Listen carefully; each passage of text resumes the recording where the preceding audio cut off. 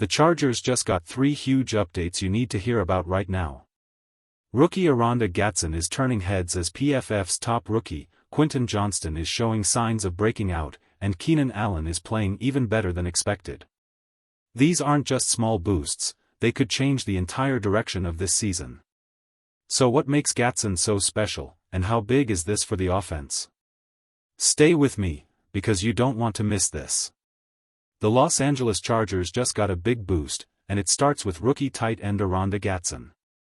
From the moment he showed up at training camp, Gadsden looked different, bigger, stronger, and meaner than expected. Now, Pro Football Focus has officially ranked him as the top rookie in the NFL so far this season. That's huge news for a Chargers offense that desperately needed another weapon. What makes Gadsden special is his versatility. He's not just a big target who can catch passes down the field, he's a willing blocker who brings toughness to the offense. That kind of all-around ability is rare, and the Chargers may have found an absolute steal in the later rounds of the draft. And it's not just Gadsden. Quentin Johnston is starting to show real progress, living up to the expectations that came with his draft position. Meanwhile, veteran Keenan Allen continues to deliver, looking even sharper than expected this season. Before we dive deeper into all the Chargers updates, make sure you like this video and subscribe to the channel for more NFL coverage. The Chargers may have quietly pulled off one of the smartest draft moves of the season, and it all centers around rookie tight end Oronda Gadsden. What makes his rise so impressive isn't just the fact that he's producing right away, but also where he was drafted. Gadsden wasn't a first-round headline pick. He wasn't even taken on day 1 or day 2.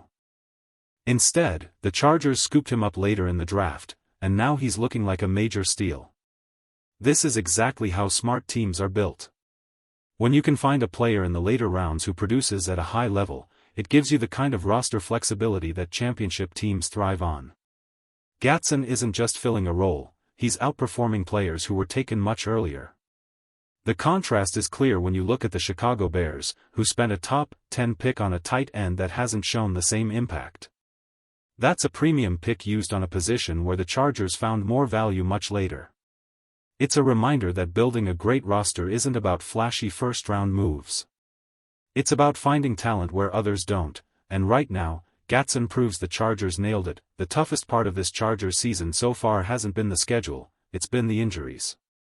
Few teams have been hit harder, and it's already testing Los Angeles's depth in a big way. The Chargers have lost both of their starting tackles, a massive blow to an offensive line that was already under pressure. Protecting Justin Herbert is priority number 1, and losing the bookends that anchor the line creates a ripple effect on the entire offense. On top of that, the team's starting running back has been sidelined, forcing the Chargers to shuffle pieces in the backfield.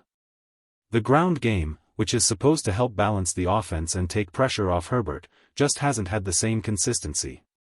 Then there's Mekhi Becton, the guard who's been out but is expected to return soon. His presence could stabilize the line and allow the coaching staff to shift players into more natural positions. But until he's back, the offense is operating with a patchwork unit. The bottom line is simple: depth is limited. NFL rosters only carry so many players, and when starters go down at key positions, the drop-off is steep. For the Chargers, staying healthy moving forward will be critical. The Chargers are sitting at 3-1 through the first 4 weeks, and while that record doesn't tell the whole story, it does speak to a strong start. For a team that's battled injuries and inconsistency, finding themselves with 3 wins in the opening stretch is a big achievement. It sets the tone for the rest of the season and keeps them firmly in the mix in the AFC playoff picture. Still, there's a sense that Los Angeles has more to prove. Pro Football Focus recently released its first quarter All-Pro list, and no Chargers made the first team on either side of the ball. That might come as a surprise to fans, especially given the standout moments from players like Justin Herbert and the emergence of rookie Oronda Gadsden. However, the recognition wasn't completely absent. The Chargers did land at least one player on the second team, showing there is league-wide respect for individual performances. The takeaway is this: the Chargers are winning, but they haven't fully earned national attention yet. A 3-1 start is strong, but to gain more recognition, the team will need to show consistency, overcome injuries, and continue stacking wins against tough opponents. If the Chargers want to keep their momentum going, the offense needs to evolve. Right now, too much of the game plan relies on Justin Herbert sitting in shotgun, dropping back, and hoping the offensive line holds up. With all the injuries up front, that approach is risky and puts Herbert under unnecessary pressure. What's needed are more creative wrinkles. The Chargers can lean on rollouts, screens, and quick passes to get the ball out faster and give Herbert easier reads. Draw plays can also help slow down pass rushers who are pinning their ears back. And one underrated option is the jet motion handoff, which forces defenses to adjust on the fly and adds variety to the attack. A good comparison here is the Lions' shift under head coach Dan Campbell. With Jared Goff, they moved away from a predictable shotgun-heavy style and leaned into under-center looks, hard play action, and rollouts. That change made their offense more balanced and harder to defend, even without elite mobility at quarterback. The Chargers need a similar adjustment. If they can diversify the scheme and keep defenses guessing, it will not only protect Herbert but also maximize the weapons they have on the field. The Chargers now turn their focus to a matchup with the Washington Commanders, and it's shaping up to be a true test. Both teams are talented, but both have shown they're vulnerable, which makes this game critical in setting the tone for the next stretch of the season. For Los Angeles, the key will be execution. They've shown flashes of being one of the most dangerous teams in the AFC, but injuries and inconsistency have held them back. Against Washington, the Chargers will need to play cleaner football, protect Justin Herbert, and take advantage of their offensive playmakers. The Commanders, on the other hand, are a physical team with a defense capable of creating problems. They've proven they can compete with strong opponents, but they've also left the door open for mistakes.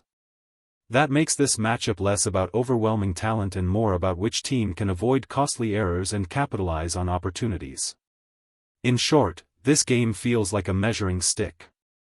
The Chargers are a good team, but so are the Commanders, and both are beatable. If Los Angeles can adapt their game plan and stay disciplined, they'll have a strong chance to come out on top. If you're a true NFL fan and want to stay updated with daily news, trade rumors, and all the latest buzz around the league, then make sure to hit that like button and subscribe to our channel. We bring you breaking news, expert analysis, and in-depth coverage so you never miss a single update about your favorite teams and players. And here's the most important part, don't forget to press the bell icon. Loudspeaker that way, you'll be the first to know whenever we drop a new video. Stay ahead of the game and be part of our growing community of passionate NFL fans.